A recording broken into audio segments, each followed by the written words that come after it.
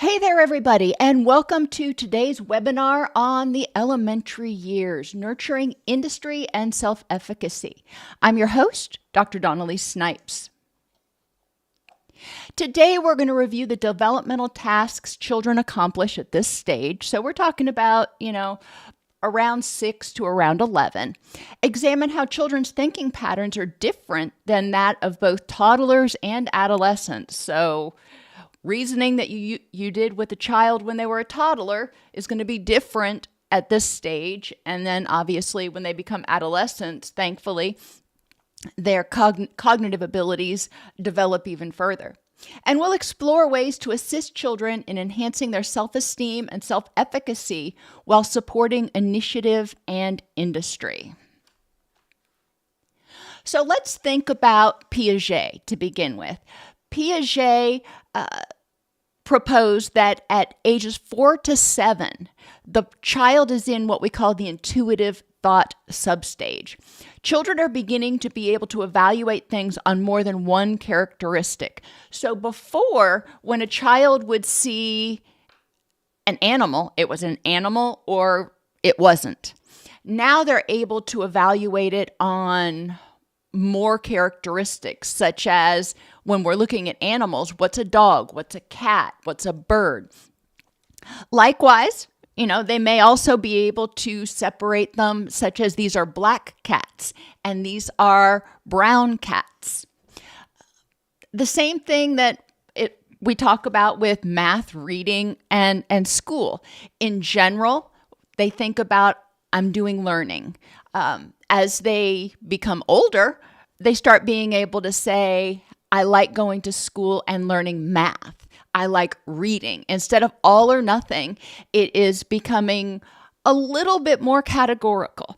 And we want to encourage children to explore those things so we don't have the all or nothing thinking that gets rooted in what's going on. For example, if they are talking about making friends with people, then looking at what types of people do you enjoy spending time with? Maybe you enjoy spending time with people who play football. Maybe you don't enjoy spending time with all children. Maybe you enjoy spending time with children who play football or t-ball or do ballet or whatever it is. So helping them differentiate, we're all different, and that's okay. It is okay for me not to like everything that you do. It doesn't mean that you're unlikable. It doesn't mean that I'm unlikable. It means we like different things. So this is really the beginning of helping children get away from that all or none thinking and overgeneralization. At this age, children may be able to use inductive reasoning, drawing general conclusions from personal experiences and specific facts. And this is where it gets a little hazy again, because they're drawing general conclusions from their personal experiences. Well, at 4 to 7, they don't have a lot of personal experiences. So, excuse me. They may make incorrect assumptions about things based on a couple of experiences. Maybe they tried to interact with other children that played football. We'll just stick with that one for right now. And they found that they either weren't good at football or those children didn't accept them in a way that they felt accepted. Okay, well, that doesn't mean that all people who play football are not going to like me. It doesn't mean that I'm bad at all sports. It means I may not be good at football, or I may not get along with this particular team of football players. So helping children really step back and say, what is unique about this? Let's not lump everybody all together. Let's look at this. And this is also important with skills. We know that even in young grades, kindergarten a little bit, but definitely when we start getting into first grade, they start being graded based on their academic performance and understanding that most children are not the best at everything. So just because they're struggling in math, for example, doesn't mean that they can't do any of their schooling. It doesn't mean that they're bad at academics. It may mean they struggle with math. Likewise, just because somebody may not be good at academic type learning, not everybody excels at book learning, but that's okay. And helping them recognize that they are worthy, that they are lovable, that they can succeed as a person, even if school is difficult. In the concrete operational stage, the child starts moving towards abstract and hypothetical thinking, but it's not yet fully developed. So children are looking at things and they're like, that person was mean to me, therefore that person is mean. And we want to help them step back and think, why might this have happened? Why might Tommy have been mean to you today? And exploring the abstract and the hypothetical. They are likely at this age not going to come up with it easily on their own, which is where caregivers, when we're being consistent, attentive, and responsive, we're going to sit down with them and say, okay, I hear you had a bad day with Tommy and you've been friends. Why do you think Tommy was irritable with you today? Or why do you think Tommy took your toy, or whatever it is? And have the child try to think about why today may have been different than other days. Likewise, if they have a bad first experience with somebody, we want to step back and encourage them to not just write somebody off right away or something off right away because they have a bad initial experience, to look at it and say, well, what did I not like about this? I think most of us have gone to doctors that we haven't liked before. If I said all doctors are ineffective and don't listen and blah, blah, blah, I am generalizing. So I need to step back and I need to think about, in this situation, what did I not like about this particular doctor, and what do I need to look for in another one? And not assume going in to see the next doctor that they're going to be just like the other three that I went to. We want to help children write down options and discuss reasoning. Now, remember, we're trying to develop industry. We're trying to develop the belief that they can do things that they want to do. And they may not be the best, but they can succeed at a lot of things. We want to help them recognize that they are good. Again, I'm going to keep coming back to this. They are good. They are lovable for who they are. They may want to do something that they are not really ever going to master. If they want to do ballet, and they try ballet and they just can't get that pirouette to save their life. Okay, well, maybe ballet is not the thing for you. It doesn't mean you're a failure. It means that ballet is going to be a struggle for you. If you like it, you can continue to do it, but you're probably not going to be a prima ballerina. Helping children think about what are other options are out there. If I can't do ballet, what else do I like doing? What else could I try that I would find enjoyable or fulfilling? And we get to this even in later life when we start thinking about picking a major for college. What are we good at? And sometimes we're just not going to be able to do everything we want to do. So we need to look at the options. What else could I do if I can't do this? For people who were raised in chaotic environments or by parents who were somewhat unhelpful, we also want to consider when we're working with people adults in session, helping them reparent that inner child, helping them reparent themselves.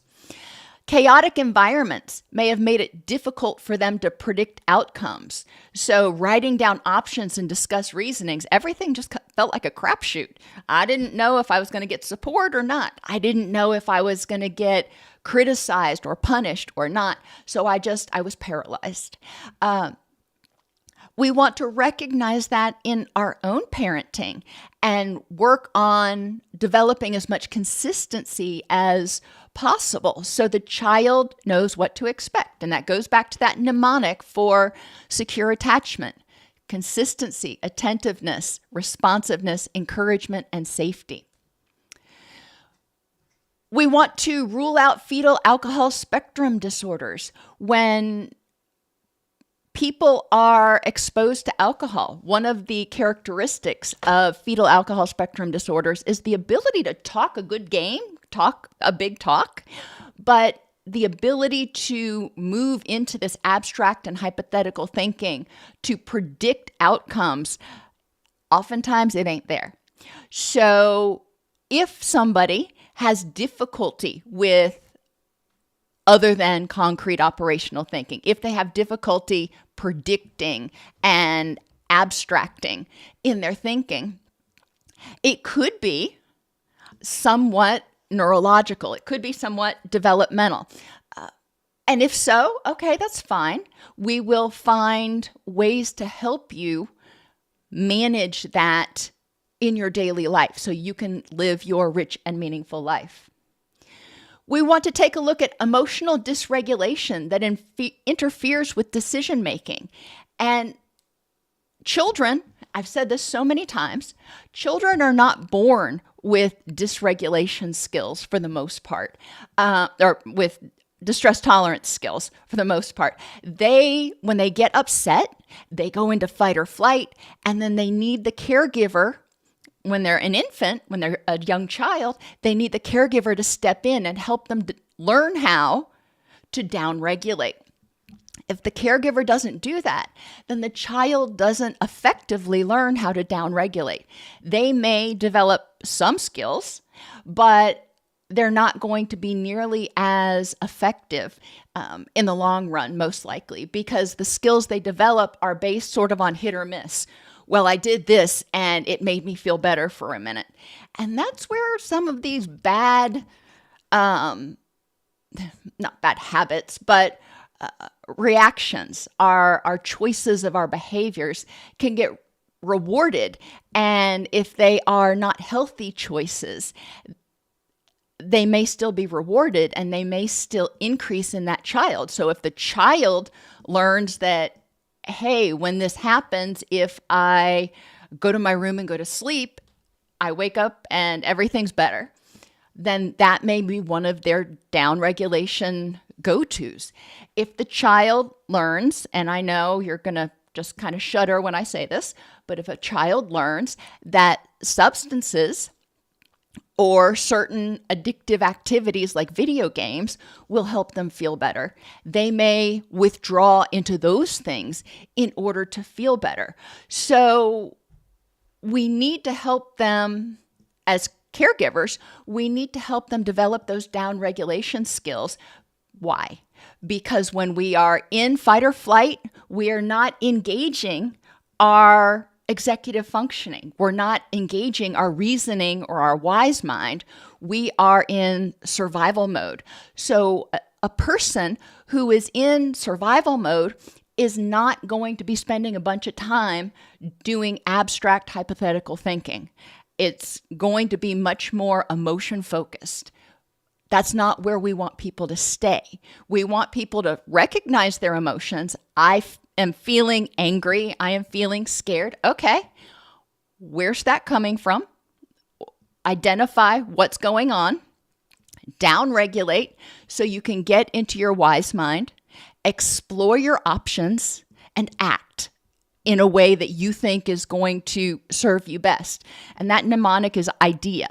But it's important, again, if somebody was raised in an environment where they were never taught these things, then in counseling, even if you're working with a 60-year-old person, we need to help them develop these skills.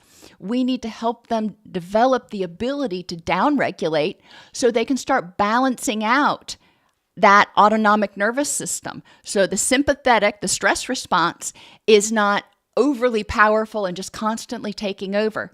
We know we can't think clearly when that happens. When cops start training and they're in the car, one of the things that their field training officers often do is encourage them to downregulate when they start running code, because the first gut response when they turn on those sirens and start driving or riding at 100 miles an hour down the road, that stress response goes off. So they start like swimming in adrenaline, if you will. And if they get to the scene and they're still swimming in adrenaline, they're not going to make good choices. They're not going to make good choices driving if they're swimming in adrenaline. So the FTO, much like a parent with a young child, the FTO is responsible for helping the person learn how to effectively downregulate even when their stress response kicks in. And we need to help people develop reasoning and goal-setting skills. Children, even at this age, can set goals. What do you want? What do you need? Now, at this age, because they are so much younger, the rewards, the reinforcement needs to be a lot more frequent. The goals need to be a lot smaller. But we can sit down with our child or ourselves if we're reparenting and identify what's your goal? What is it that you want? Okay, that is 10, let's say. You're at 1.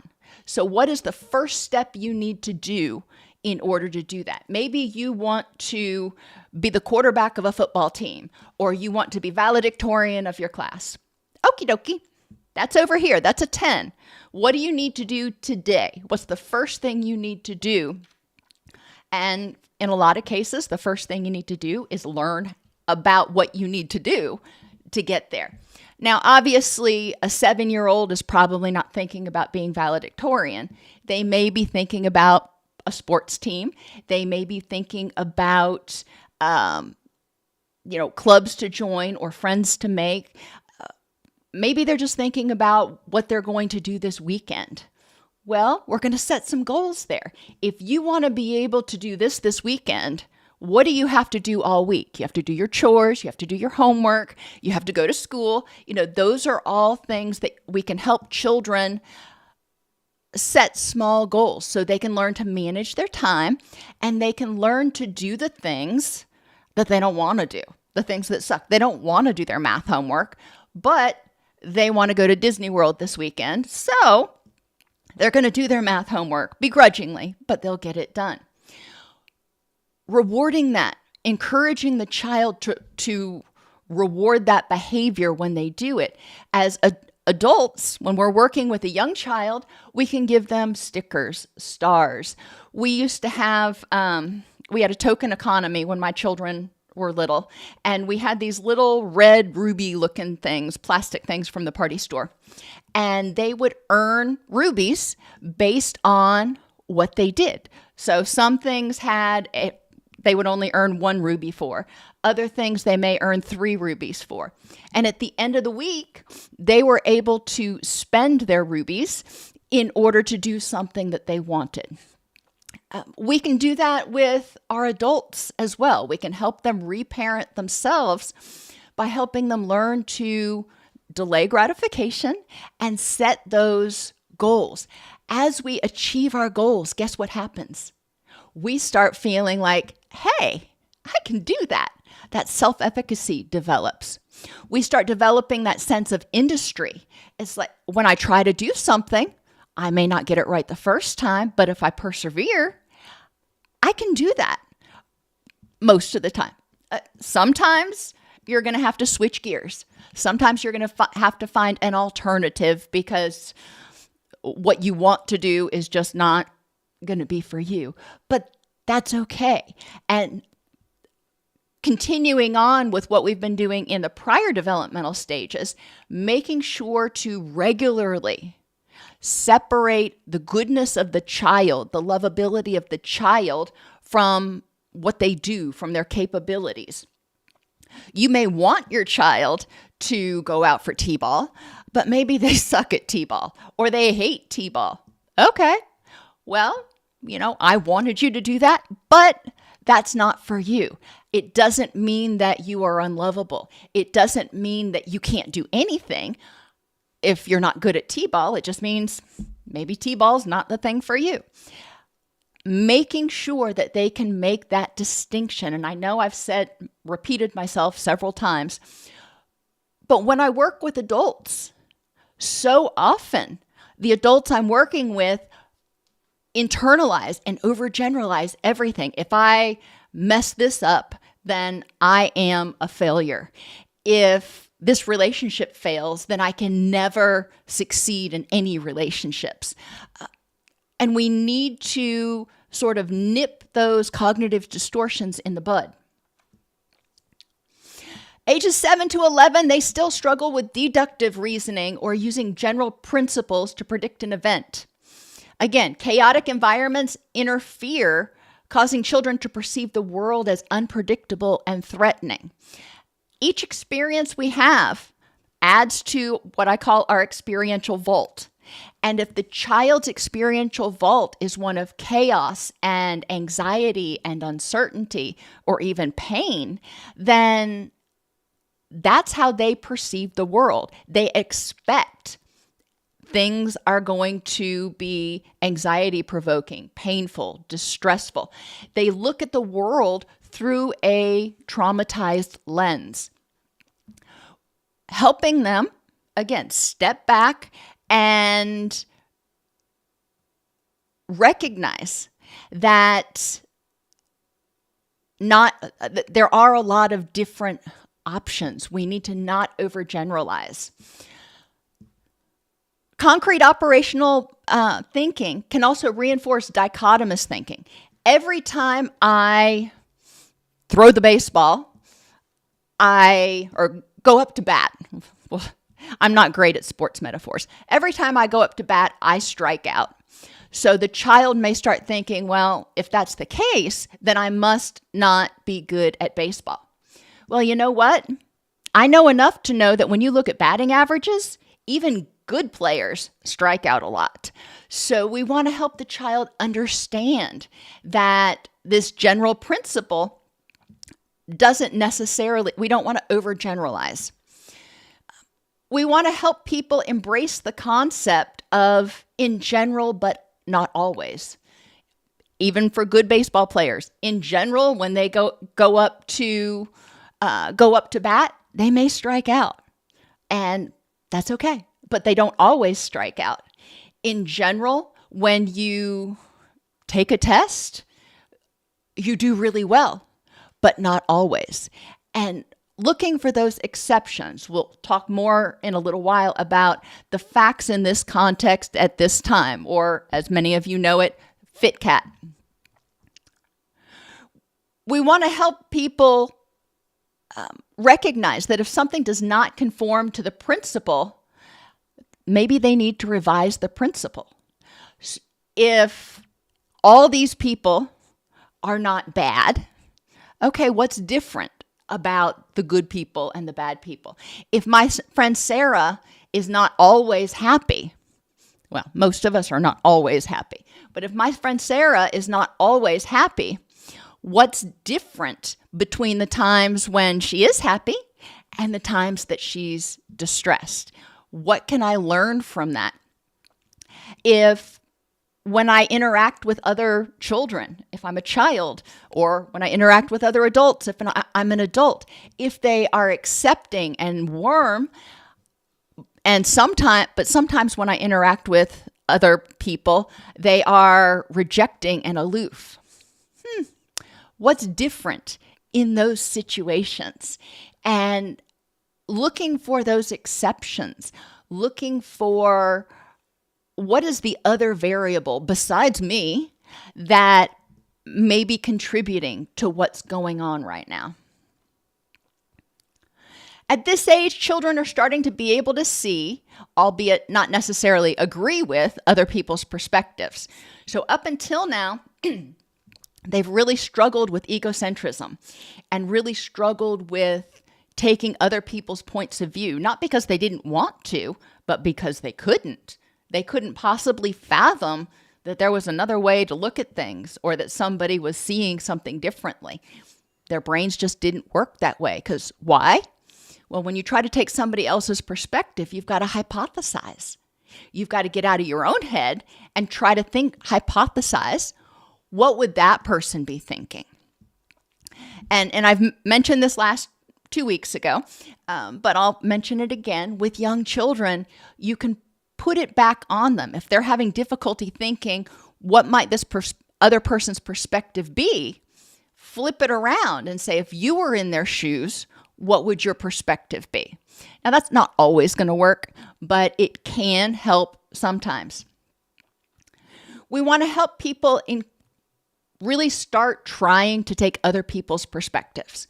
When they disagree, when they feel anxious, when they feel threatened, when they feel vulnerable, when they feel judged, criticized, rejected, whatever, encourage them to try to take that other person's perspective.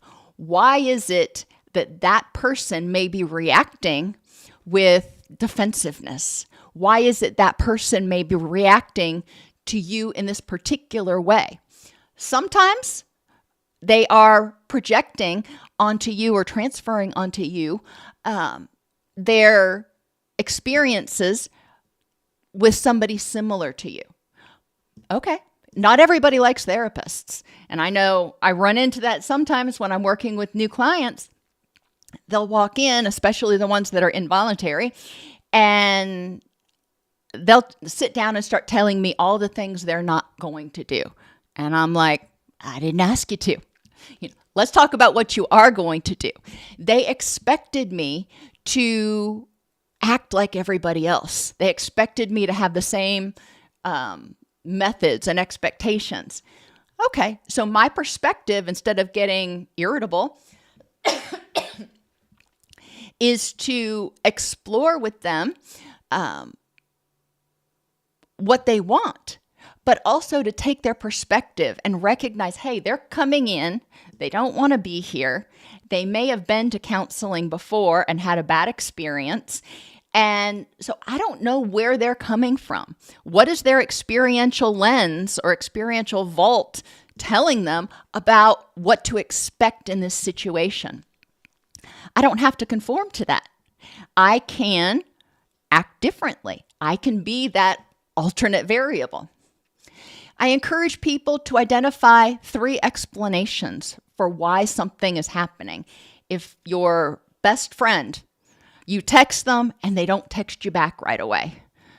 Oh my gosh, that is earth-shattering. And ages 7 to 11, they're already getting into some of that. What are 3 explanations for why your friend didn't text you back? Their battery's dead. They are doing something with their parents. They're asleep. Those are 3 very easy explanations. The assumption that they're not texting you back because they don't like you or because they're dissing you, that is emotional reasoning. I'm afraid that you are rejecting me. But what facts do I have in this context at this time? The only fact I have is that I texted you and you didn't immediately text back. Even if you're in the middle of a conversation with somebody, I've had this happen before, and all of a sudden they go dark or ghost or whatever you want to say. That can feel very rejecting. However, especially if it's somebody you've been talking to, somebody you're friends with, and all of a sudden they go dark, what are alternate explanations besides their being rude? Maybe their dog just threw up on the carpet, or their kid needed something, or their battery went dead. The battery going dead is a common common thing.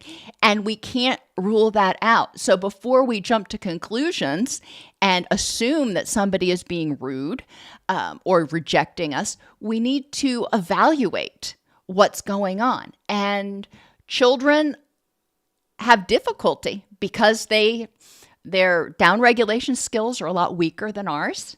They have a lot fewer experiences than we do, so everything feels like the end of the world. And I know that was a strong word, everything. But for a lot of kids, everything feels like the end of the world all the time. We need to help them see that it's not. But we need to do it from their perspective. Regaling them with stories of, this is no big deal. When you get to be my age or when you get to be a teenager, you won't even think about it. Well, that invalidates how they're feeling right now. So we need to take their perspective and say, all right, I can see where this might feel like the end of the world right now. Let's talk about what are some other explanations. Now, if they're feeling like it's the end of the world, guess what? They're in that stress response. We need to help them downregulate and then explore other explanations and act accordingly. As we do this, as children learn to basically master their emotions, as they learn to downregulate so they can get into their wise mind, it develops a strong sense of efficacy, capability. I won't be overwhelmed by, I won't be consumed by my emotions. I can feel anxious, and it'll be okay.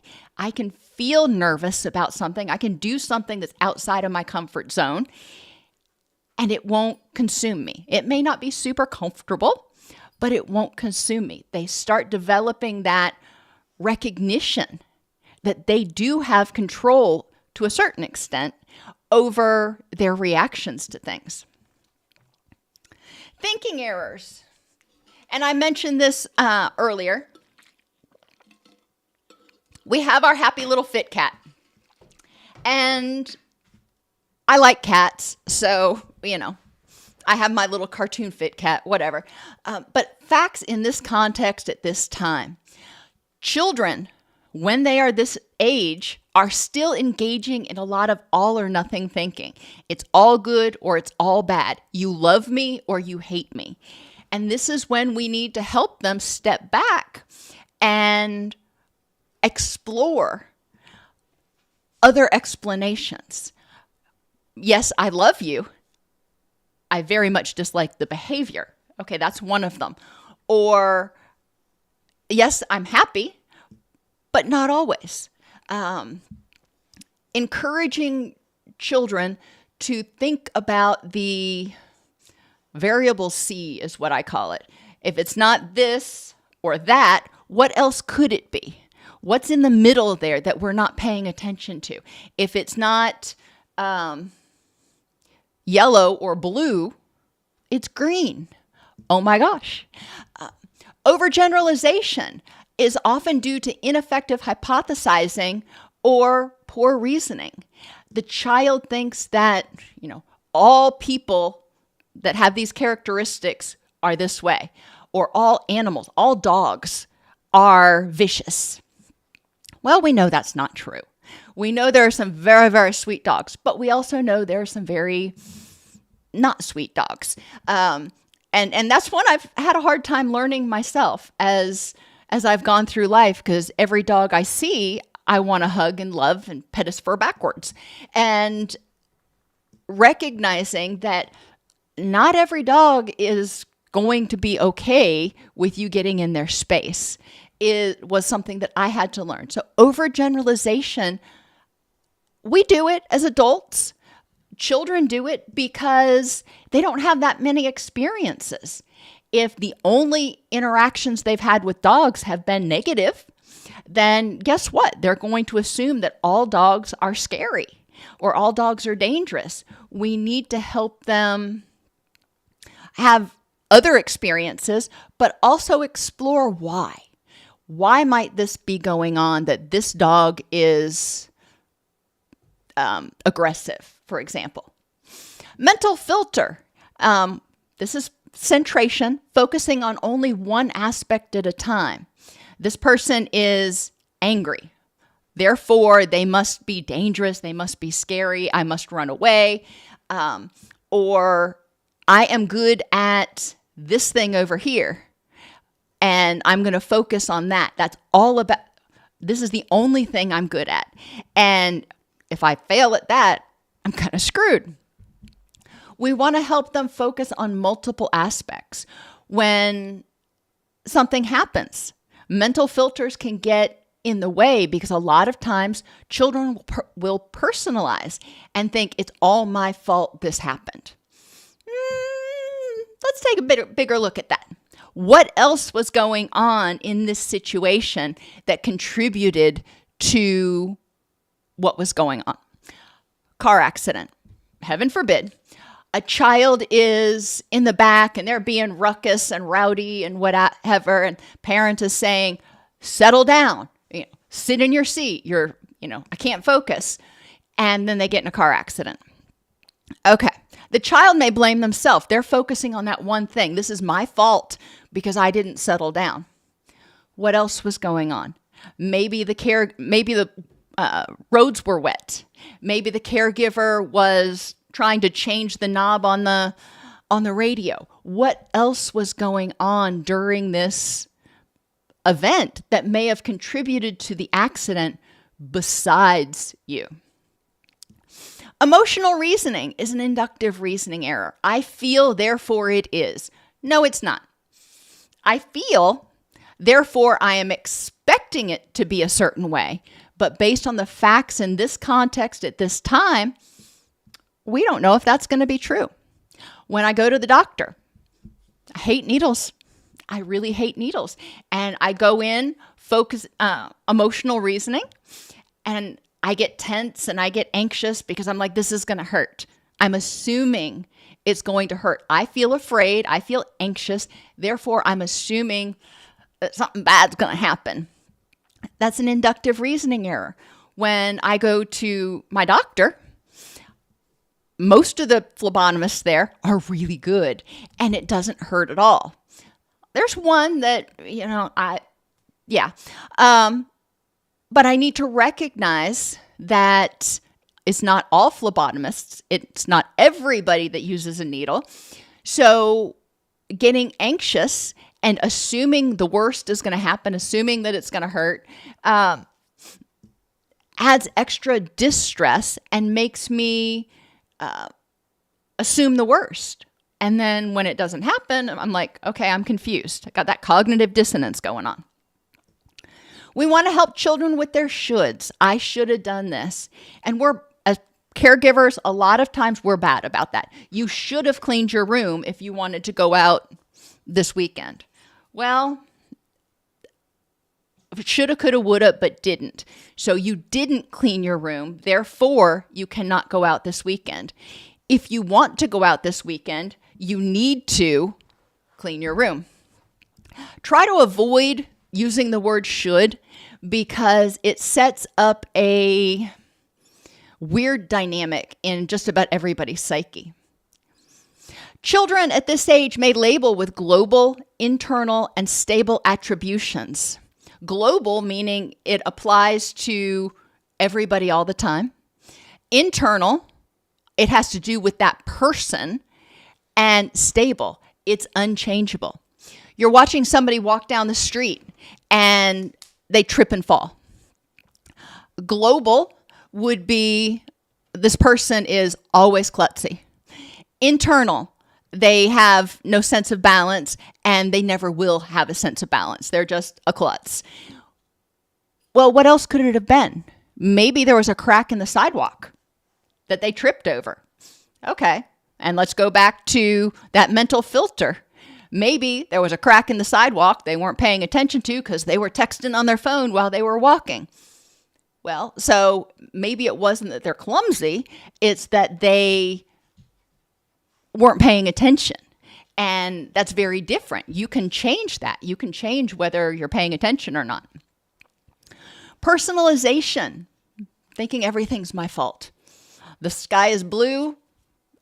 I did that. It's a rainy day. I did that. It's important for children and adults to recognize how much power we actually have.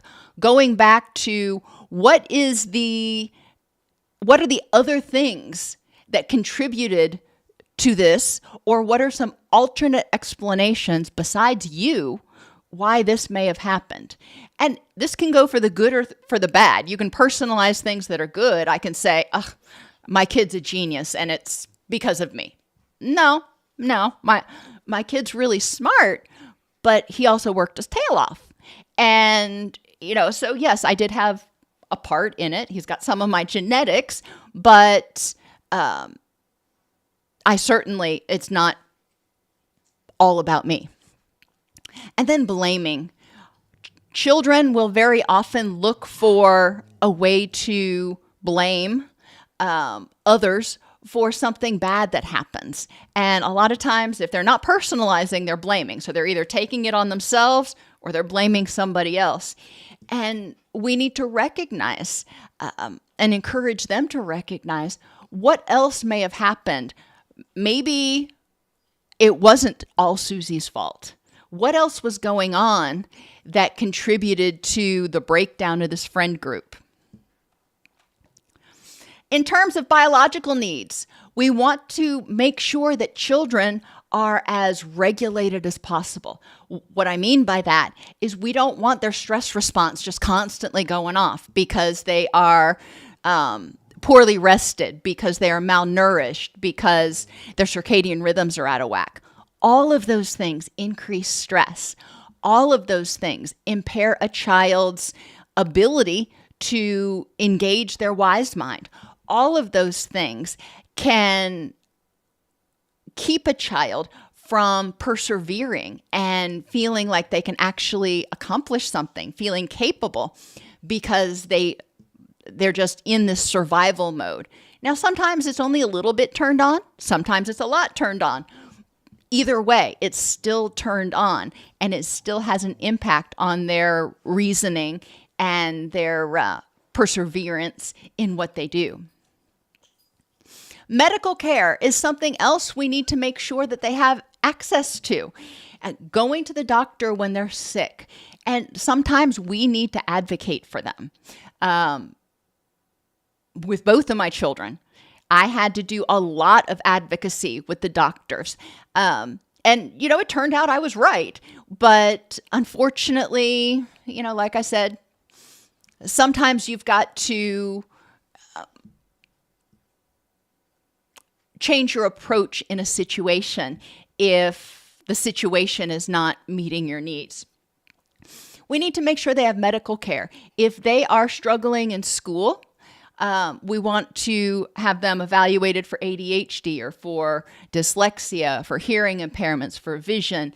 We want to make sure all those things are going well, because if they have any of those, guess what? It's going to increase their stress. It's going to increase their cognitive load. Exercise is also important. Now, the American Pediatric Association, or whatever it is, wants them to go out and get a lot of stinking exercise. But start low and go slow with children. If they have been coming home from school and getting on computers or TV and not moving at all for most of their life, we're not going to expect them to go outside and play for 3 hours a day or something. That's going to be exhausting. We want to encourage them to start moving and then start increasing how much time that they are engaging in physical activity until they get up to like a good hour of physical activity a day. Exercise is good for stress relief. Low intensity exercise, like going out and riding your bike or, playing catch with one of your friends, that actually helps reduce cortisol.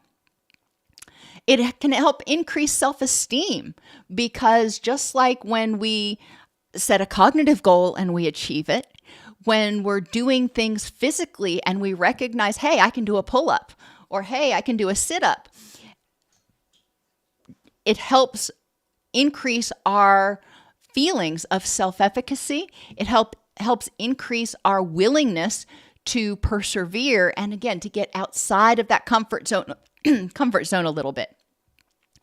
Exercise raises serotonin levels. It does. There's no argument with science on that one. So getting exercise, getting oxygenation is really helpful for helping children modulate a lot of things in their life. Serotonin is not just mood. It's not just depression. Serotonin involves sleep. Serotonin's broken down to make melatonin to help people get to sleep. So we want to raise serotonin levels so we got plenty to break down to get ready to go to sleep. Serotonin helps with heart rate and breathing and a whole bunch of other bodily functions. Raising serotonin levels can help people feel a little bit calmer. In my other videos, when we've talked about neurotransmitters, I always make a point of reminding you that when one goes up, all of his buddies are going to go along. We can't just pluck out one hormone or one neurotransmitter and alter it and think everything else is going to stay the same. So when serotonin goes up, dopamine goes up, norepinephrine goes up. And so we start getting that feel-good cocktail to start surging through the body. And exercise helps develop healthy movement habits. They say sitting is the new smoking. I don't really know what that means, but it is important to move. Why? Because it gets blood flowing more efficiently. It gets blood more oxygenated. It nourishes our brain and our tissues and helps us eliminate oxidative stress. There is a lot that's really good about movement and learning how to like movement. You don't have to love the gym. You don't have to like running. There are a lot of things you can do to exercise, to move, that have nothing to do with the gym or running. Gardening. I was out yesterday cleaning up my my summer garden, getting ready for my fall garden. And my heart rate was like 75% of my training zone for an hour and a half while I was out there pulling weeds and cleaning up debris and doing all that kind of stuff. I was in hog heaven. I loved it. So helping children find what is it that they like to do and encouraging them to do more of that. And you may have to experiment, even if that means just turning on the music really loud in their room and dancing it out. Cool. Dancing is good exercise. We need to help children feel safe, both externally in their environment and internally in their own head. We need to help them know that they're safe from physical harm by reducing trauma from low-grade chronic stress. That can be home stress, if caregivers are fighting, or if siblings are having difficulty, or if a caregiver has an addiction or a mental illness that's uncontrolled. It's a lot of home stress. It's a lot of chaos. And that can make the child feel unsafe, which increases the stress response. That increases inflammation, and there's a whole cascade of problems. Likewise, the media can be very stressful. And I'm talking about everything from social media to the evening news. It can be very stressful for kids because, in part, it feels like it's happening right at their back door all the time, even if they're seeing the same story over and over again. With social media, it can be very overwhelming because they feel like people are constantly watching them, constantly judging them. And when we talk about physical harm, the media a lot of times is replaying these videos of horrific events. We won't get specific about them. So the child may feel like, I'm not safe. If I leave this house, it's not a safe place to be, because they haven't conceptualized, this happened 2,000 miles away and it only happened once. I know you've seen it on the television 25 times, but it only happened once. We want to help them feel safe from bullying. And that is a hard thing, especially when the bullying is taking place at school. And we want to keep them safe from drugs and alcohol. Educating kids. If they start using or if they experiment, okay, let's talk about it. What was the benefit to you to trying that? What was your experience with it? Why do you think you were motivated to do that? And educating them about the harms, because sometimes kids don't understand what the harms are. A lot of times they may, but we want to reiterate. But we want to start out in a non-confrontational way with saying something like, all right, I don't agree with you using XYZ. However, I see that you felt the need to experiment, and I'm wondering, what you were thinking that led you to want to try that.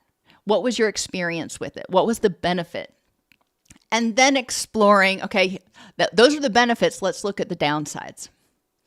We want to help people feel safe from emotional abuse from others. Again, bullying. You have physical bullying in schools, but then you have emotional bullying that can happen in school, or it can happen online on Instagram or TikTok or wherever the kids are hanging out now. Oh my gosh, I feel so old. Anyway, and we want to help them protect themselves from bullying from their own internal critic. We want to help them learn how to deal with critical others, recognizing everybody has a right to their opinion. It doesn't mean I'm a bad person. It doesn't mean I have to agree with them. Learning about criticism, learning how to manage criticism and let it roll off your back. And that is a very difficult thing to do. I personally try to imagine how dark it must be in somebody's mind if they are acting that negative. I try to explore what's the benefit to them of being highly critical of me. And sometimes there may be something to be criticized, and I can learn from it. And other times, not so much, and I can just let it go.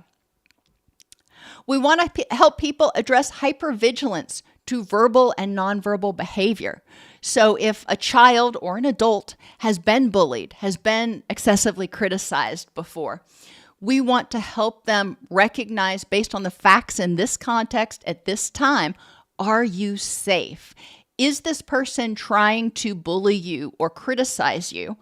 Or are you feeling like they are? Let's step back and take a look. Your boss just gave you some feedback about something you did. Are they trying to be hypercritical? Are they trying to bully you? Or are they trying to help you improve your work? We want to help people learn how to protect themselves from emotional abuse of self. Teaching mindfulness when they start telling themselves something, recognizing, I hear myself saying, or I hear somebody else in my head saying, do I believe this? Because we can have a big old gallery of people just telling us all kinds of negative stuff, and evaluating each of those statements based on the facts in this context at this time. Do I believe this? And if not, what am I going to do about it?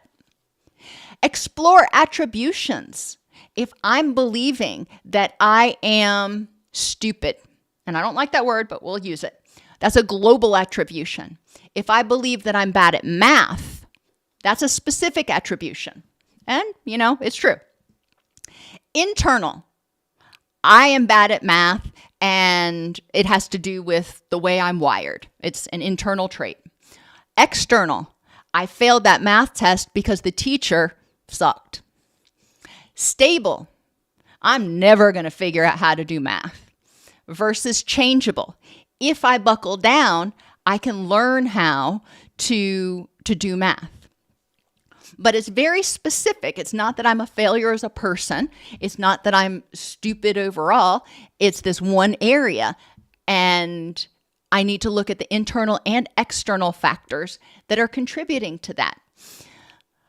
Encourage people to do self-esteem exercises and do them with your children. Just regularly identify things that you like about them. When I was working in residential, everybody had an envelope on their door, and other people were encouraged to go by and put little slips of paper in everybody else's envelope once a day, identifying one thing that they appreciated about that person. And that helps people become a little bit more aware of what other people's perspectives are. Introduce the concept of acceptance and commitment. Accept what is and who you are. This is the way it is right now. And I don't have to like it, but I may not be able to change it. And this is who I am, being authentic about who I am and how I fit into things. Yes, I'm a good person, but I can list off a bunch of things that I'm not good at. That's okay. I'm accepting myself for who I am, not what I can do. And commit your energies to becoming the best you that you can be, not the best other thing.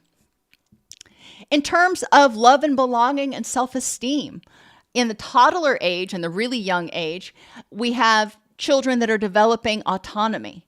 They're learning new skills and right from wrong. They try things and they either get the behavior rewarded or punished. They're learning right from wrong. They're learning those guardrails.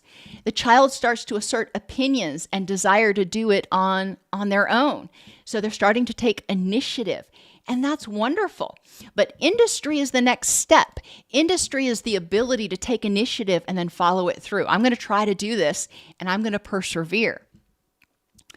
Initiative versus guilt.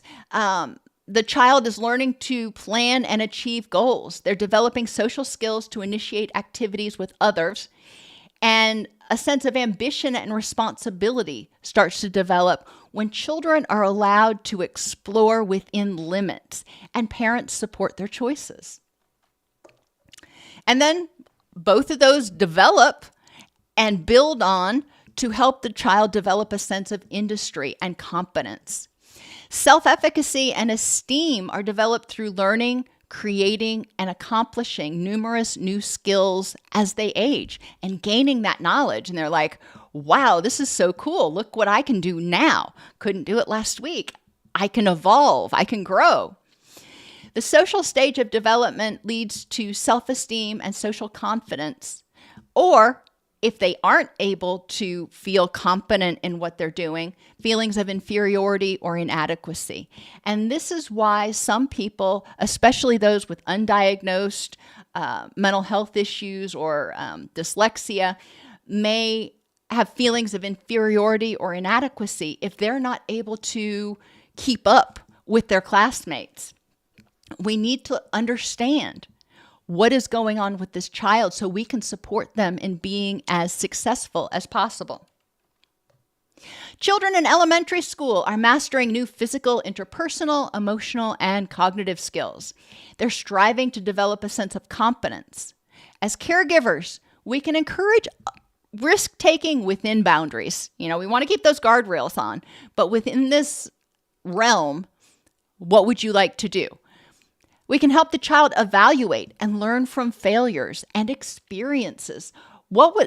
If something happened and it was good, okay, tell me what was good about that. What made you really happy about what happened? They start learning what they like, what they don't like, what they're good at, what they're not good at, and the fact that amid it all, they are lovable for who they are. And we help the child begin to develop effective reasoning skills. Deductive reasoning starts with a general hypothesis and develops a conclusion about a single person or event. So I believe that all dogs are wonderful. They're just squeezy little puppies. That's my general hypothesis. So this dog out here must be squeezy and lovable. That may not be accurate. So I need to look at what do I know? Facts in this context at this time. What do I know about this dog out here compared with those other dogs that I've interacted with?